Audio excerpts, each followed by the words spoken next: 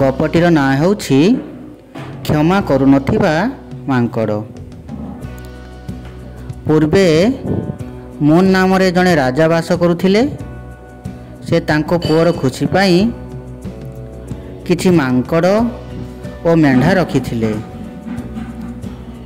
ମେଣ୍ଢାମାନଙ୍କ ଭିତରୁ ଗୋଟିକର ଖାଦ୍ୟ ଲୋଭ ଥିଲା। ସେ ସବୁବେଳେ ରୋଷେଇ ଘରେ ପଶିଯାଏ ଓ ସବୁକିଛି ଖାଇଦିଏ। ରୋଷେଇଆମାନେ ରାଗିଯାଇ ହାତରେ ଯାହା ପାଆନ୍ତି ସେଥିରେ ତାକୁ ମାରନ୍ତି। ମାଙ୍କଡ଼ମାନେ ଦିନ ପରେ ଦିନ ଏସବୁ ଦେଖନ୍ତି। ଦିନେ ମାଙ୍କଡ଼ଙ୍କ ମୁଖିଆ ଅନ୍ୟମାନଙ୍କୁ କହିଲା,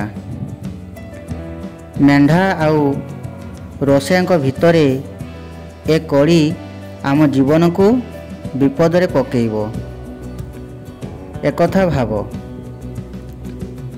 ଦିନେ ଯଦି ରୋଷେଇଆମାନେ ଖଣ୍ଡେ ଜଳନ୍ତା କାଠ ଧରି ମେଣ୍ଢାକୁ ଏଥିରେ ମାରିବେ, ମେଣ୍ଢାର ଲୋମଶ ପିଠି ସହଜରେ ନିଆଁ ଧରିବ। ତାପରେ ସେ ନିଜକୁ ରକ୍ଷା କରିବା ପାଇଁ ଘୋଡ଼ାଶାଳର ଚାଳଘର ଆଡ଼େ ଦୌଡ଼ିବ। ଯଦି ନଡ଼ାରେ ନିଆଁ ଲାଗିଲା ତେବେ ଘୋଡ଼ାମାନେ ପଡ଼ିଯିବେ। ମାଙ୍କଡ଼ ଦେହର ଚର୍ବି ସେମାନଙ୍କ ସୁସ୍ଥତା ପାଇଁ ଦରକାର ହେବ। ତେଣୁ ଆମ ଜୀବନ ବିପଦପୂର୍ଣ୍ଣ। ଆମେ ଏପରି ଜଣେ ରାଜାଙ୍କୁ କେମିତି କ୍ଷମା କରିବା? ଦିନେ ଜଙ୍ଗଲରେ ବୁଲୁଥିବା ବେଳେ ମାଙ୍କଡ଼ଙ୍କ ମୁଖିଆ ଏକ ସୁନ୍ଦର ହ୍ରଦକୁ ପାଣି ପିଇବାକୁ ଆସିଲା। ସେଠାରେ ବହୁତ ପଦ୍ମଫୁଲ ଫୁଟିଥିଲା। ପାଖକୁ ଯିବାରୁ ସେ ଲକ୍ଷ୍ୟ କଲା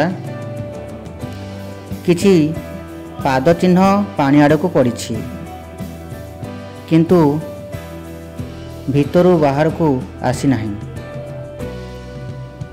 ସେ ସନ୍ଦେହ କଲା ଯେ ଏଥିରେ ନିଶ୍ଚିତ ଗୋଟାଏ ଦାନବ ଭିତରେ ଅଛି। ତେଣୁ ସେ ଏକ ନିରାପଦ ଦୂରତା ରକ୍ଷା କରି ଗୋଟାଏ ପଦ୍ମନାଡ଼ ଦ୍ୱାରା ପାଣି ପିଇଲା। ହଠାତ୍ ଗୋଟାଏ ମଣିଷଖିଆ ଦାନବ ଗଳାରେ ମୋତିର ମାଳା ପିନ୍ଧି ପାଣି ଭିତରୁ ବାହାରି ଆସିଲା। ସେ କହିଲା, ଯିଏ ଏ ପାଣି ଭିତରେ ପଶେ ମୁଁ ତାକୁ ନିଶ୍ଚିତ ଖାଇଦିଏ। କିନ୍ତୁ ତୁ ଏ ହ୍ରଦରୁ ପାଣି ପିଇବାକୁ ଆସିନାହୁଁ। ମୁଁ ତୋଠାରୁ ଚତୁର ଆଉ କାହାକୁ ଦେଖି ନାହିଁ। ମୁଁ ତୋତେ ଭଲ ପାଏ।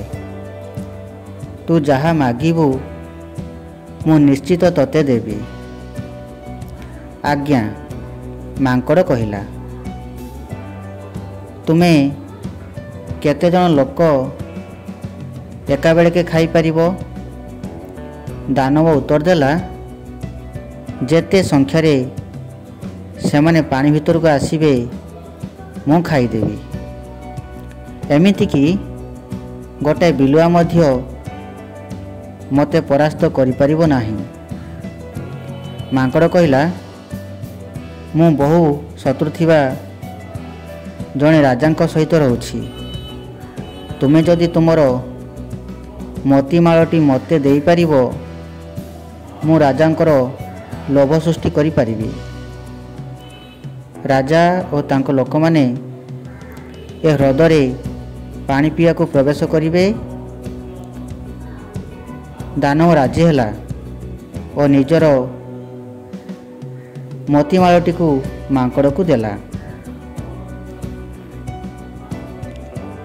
ଯେତେବେଳେ ଲୋକମାନେ ଦେଖିଲେ ଯେ ମାଙ୍କଡ଼ ଗୋଟିଏ ମୋତିର ମାଳା ଧରି ବୁଲୁଛି, ସେମାନେ ତାକୁ ପଚାରିଲେ, ଏତେ ସୁନ୍ଦର ଉଜ୍ଜଳ ହାର ତୁ କେଉଁଠୁ ପାଇଲୁ? ମାଙ୍କଡ଼ କହିଲା, ମୁଁ ଗୋଟାଏ ହ୍ରଦ ଦେଖିଛି, ସେଇଠି ଧନ ଈଶ୍ୱରଙ୍କର। ରବିବାର ସୂର୍ଯ୍ୟୋଦୟ ସମୟରେ ଯିଏ ଏଥିରେ ପ୍ରବେଶ କରି ଗାଧେଇବ, ସେ ଏମିତି ଗୋଟାଏ ମୋତିମାଳା ଧରି ବାହାରିବ। ରାଜା ଯେତେବେଳେ କାହାଠାରୁ ଏକଥା ଶୁଣିଲେ, ମାଙ୍କଡ଼କୁ ଡକାଇଲେ ଏବଂ ଏହା ସତ ବୋଲି ଜାଣିଲେ। ସେଠାକୁ ନେଇଯିବା ପାଇଁ ସେ ମାଙ୍କଡ଼କୁ କହିଲେ। ରାଜା ତାଙ୍କ ଲୋକମାନଙ୍କ ସହିତ ସେ ହ୍ରଦ ପାଖକୁ ଯାତ୍ରା କଲେ। ରବିବାର ଭୋର ସମୟରେ ସେଠାରେ ପହଞ୍ଚିଲେ। ମାଙ୍କଡ଼ ରାଜାଙ୍କୁ ପରାମର୍ଶ ଦେଲା, ଦୟାକରି ଆପଣଙ୍କ ଲୋକଙ୍କୁ କୁହନ୍ତୁ ଯେ ସେମାନେ ଏକାବେଳେ ସୂର୍ଯ୍ୟୋଦୟ ସମୟରେ ପାଣିରେ ପଶିବେ, ଆଉ ଆପଣଙ୍କ ପାଇଁ ମୁଁ ଉପଯୁକ୍ତ ସ୍ଥାନ ଦେଖାଇଦେବି, ଯେଉଁଠି ଆପଣ ବହୁ ପରିମାଣର ମୋତିହାର ପାଇବେ। ସୂର୍ଯ୍ୟୋଦୟ ସମୟରେ ରାଜାଙ୍କ ପରାମର୍ଶରେ ତାଙ୍କ ଲୋକମାନେ ଏକାବେଳକେ ପାଣିକୁ ଡେଇଁ ପଡ଼ିଲେ, କିନ୍ତୁ କେହି ହେଲେ ଜଣେ ବାହାରକୁ ଆସିଲେ ନାହିଁ। ରାଜା ବ୍ୟସ୍ତ ହୋଇ ମାଙ୍କଡ଼କୁ ପଚାରିଲେ, ମୋ ଲୋକମାନଙ୍କର କ'ଣ ହେଲା? ସେମାନେ ବାହାରକୁ ଆସୁନାହାନ୍ତି କାହିଁକି? ମାଙ୍କଡ଼ ଶୀଘ୍ର ଗୋଟାଏ ଗଛରେ ଚଢ଼ିଗଲା ଆଉ କହିଲା,